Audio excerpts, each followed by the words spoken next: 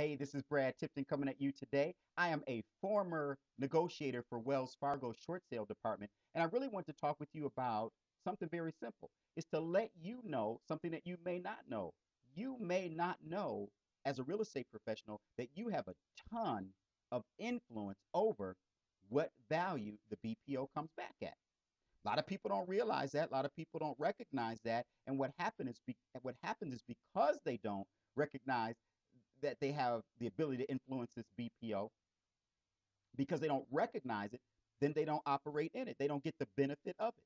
So here's what I want to do is talk with you about. For 3 years, I worked at Wells Fargo in the short sale department. I worked various areas, various short sales, but the biggest ones where I saw the greatest level of errors and that actually the deals fell through for ridiculous reasons, like the BPO value didn't come back. Now, there's a couple of different areas where you can make an error. The biggest is the BPO value. Second is usually the homeowner has to call in and do what's called borrower verification or HUD counseling along those lines. Usually that's the other area where things just go completely haywire. And it's not because of any other reason, it's just that the people haven't been coached properly. So that's what I do. I coach you on exactly what to say, how to say it, so that your deal closes and you get paid. That's what it's about. Here's the other thing, though. Also, when it comes to second liens, that area is so easy to fix, so easy to overcome. You don't have to come up with any money. It's a super simple situation. I can help you with that. I can advise you on that and get a lot more of your deals closed. That's the reason I'm making this video. But I can't go into all of that right now. So I want to just focus on one thing. So let's just talk about the BPO value. I want you to know many times I would say I worked 12 to 13,000 short sales over my 3 year period with Wells Fargo. And I want you to know that over half of them, wow, half of the ones that didn't close usually didn't close because everything went nutty because the BPO value or the appraisal value didn't come back right. But here's the thing to understand in the regular, when we're talking about short sales here. That's what we're talking. FHA short sales, government short sales, Fannie Mae short sales. I'm the professional. I completely know that, understand that, and help you get paid. I can increase your sales about 85% on those deals.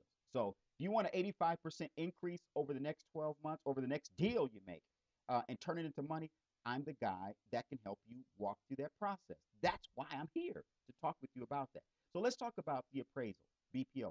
I want you to know in a typical conventional loan, when a seller approaches the real estate professional about selling a house, other than the conversation, the real estate professional wants to get the house in a condition so that the buyer, the new buyer, can buy it. Call it sellable condition. But in a short sale, there's a step that needs to be taken before we talk about getting it in sellable condition. We need to get it in appraiser ready condition. And the two are very different. So here's the deal. Understand that before we have a buyer, an end buyer, the person that's going to be seeing the property and having something to do with it greatly is the appraiser or the BPO person. We want to understand that that house needs to be ready for them. And as the real estate professional, you need to be ready for them. So these are the things I want to say. Once you get the house under contract or once you get involved in the deal, the first thing you want to do is go through that house with a fine tooth comb and find out everything that's wrong with that property. I don't care if it's immaculate. If there's one drop of water dropping out of the hot water heater, I want to know about it. If there, I mean, whatever the situation is, we need you to go through it with a legal pad, and I want you to write from number 1 to number 10. I do not want you to walk out of that house thinking, wow, this is a beautiful house. I want you to walk out of that house thinking, this house is terrible. I don't care if it's the best house in the best area. I need you to get that legal pad, and I need you to have 7 to 10 things that completely are issues that need to be dealt with. And I want you to write them down. Now, you keep that with you and understand this. At some point, the bank is going to contact the appraiser or the BPO person and ask that person to contact you in order to gain access to the house. Here's the other thing I want to say as an aside. Nobody gets access to that house without going through you. I don't want them to meet the homeowner there. Nobody gets access to the house without the real estate professional. Nobody. Nobody just gets that code and walks through. Insofar at this point, the only person who has access to this house, other than you and the homeowner, the seller that is the real estate professional. Now, here's the reason why. At some point, the bank or the lender or the loan servicing company is going to have the appraisal or BPO person contact you in order to gain access to the house or condo or property. You say, okay, let's meet Wednesday at 9 a.m. You need to arrive at least 30 minutes early because a lot of times they arrive early. And what happens is they will arrive 15, 20 minutes before the appointment and have to wait. And they will be upset with you because they had to wait. You didn't even do anything wrong, but I want you to know you don't want this person in a bad mood already. So do what you have to do to make sure they are in a great mood. That requires you to be at that appointment 20 minutes to 30 minutes early with your legal pad with all the issues. Not that you're going to do anything with that. You're not going to share that information with the appraiser BPO person yet, and not in the way that you might think. You give them access to the property. But understand this. This individual they're being paid by the bank, and the bank is being paid by the government to do this BPO appraisal. So the government is not paying top dollar to get this done. They're paying bottom dollar. Okay? So this appraiser or BPO person is receiving the lowest possible compensation.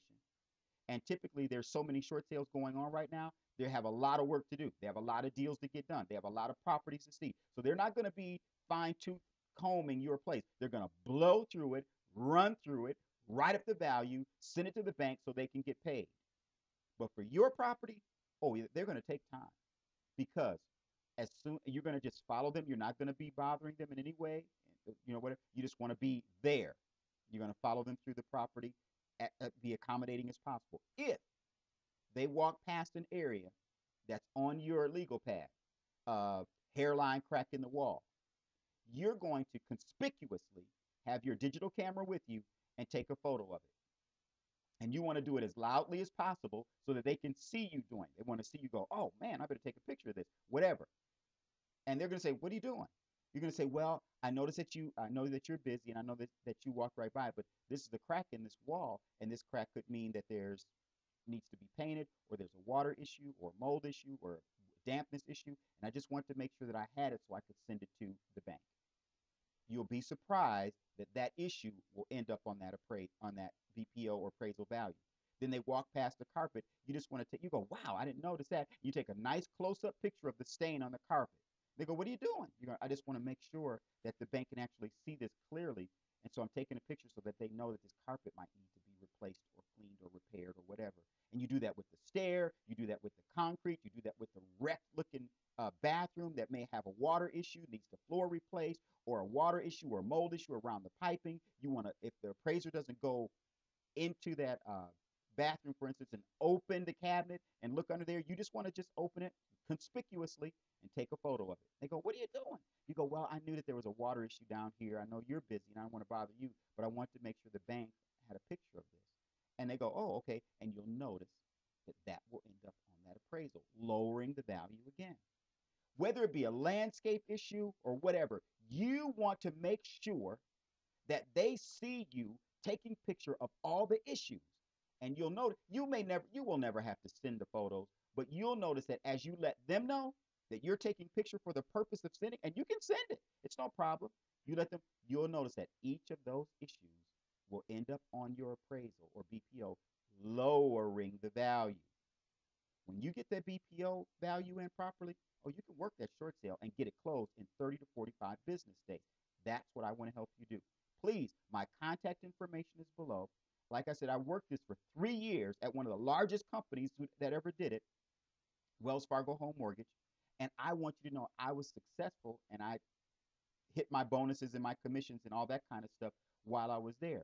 But I want you to know that I want to be a resource for you to help you get paid, not only just for short sales for the BPOs, but also regarding the HUD counseling, the borrower verification, and also for title issues and of any other issue. My contact information is below. Contact me, sign up with me, and let's do a lot of business and get you paid. I appreciate you. I'm Brad Tipton.